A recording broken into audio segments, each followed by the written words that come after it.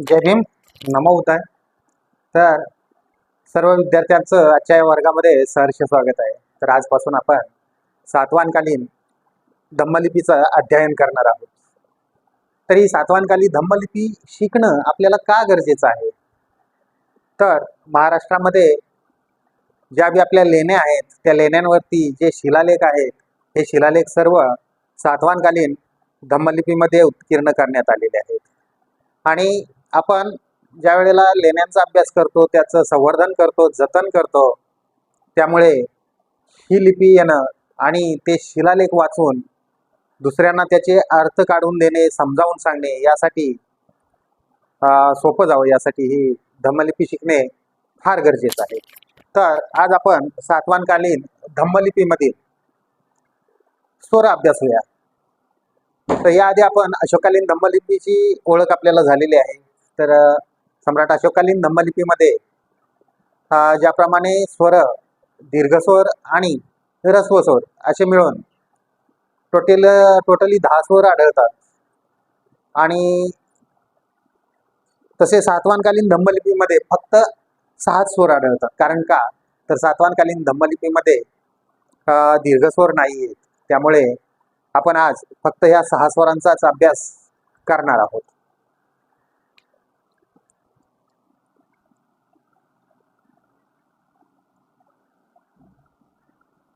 अ.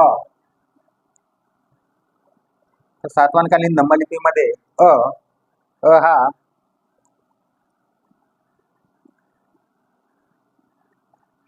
अशा प्रकारे आपल्याला अभ्यासायला मिळतो. त्यानंतर आ.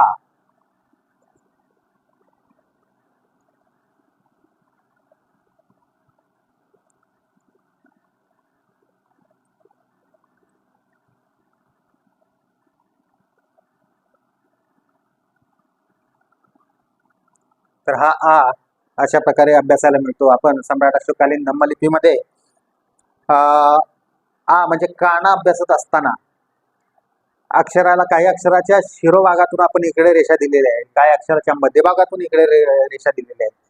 ही रेषा म्हणजे एक काना, याचं हे चिन्ह आहे. तर त्या पद्धतीने आपण अला हा काना दिला आणि हा आ झालेला आहे.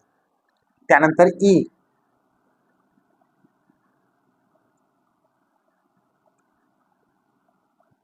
तर ई सम्राट अशोककालीन धम्मलिपीमध्ये आपण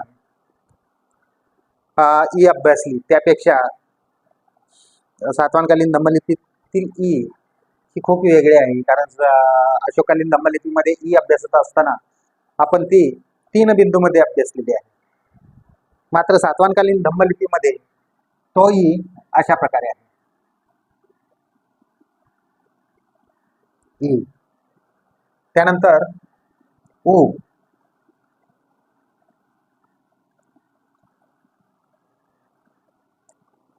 उ हा इंग्लिश अक्षर एल प्रमाणे आहे.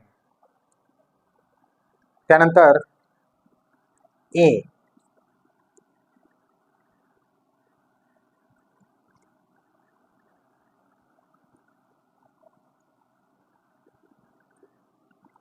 ए अशा पद्धतीने आहे, किंवा असा बी ए आहे. आणि ओ.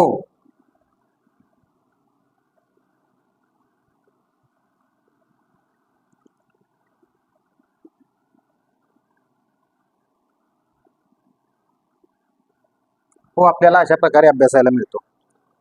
तर सम्राट अशोककालीन धम्मलिपी आणि सातवाहनकालीन धम्मलिपी यामध्ये फरक काय आहे बघा. आपल्याला हा रस्वई आढळतो सातवाहनमध्ये, तर इथं दीर्घही आपल्याला आढळत नाही, तो आपल्या सम्राट अशोककालीन धम्मलिपीमध्ये आहे. त्यानंतर उ हा दीर्घ उ आपल्याला सातवाहनमध्ये आढळत नाही,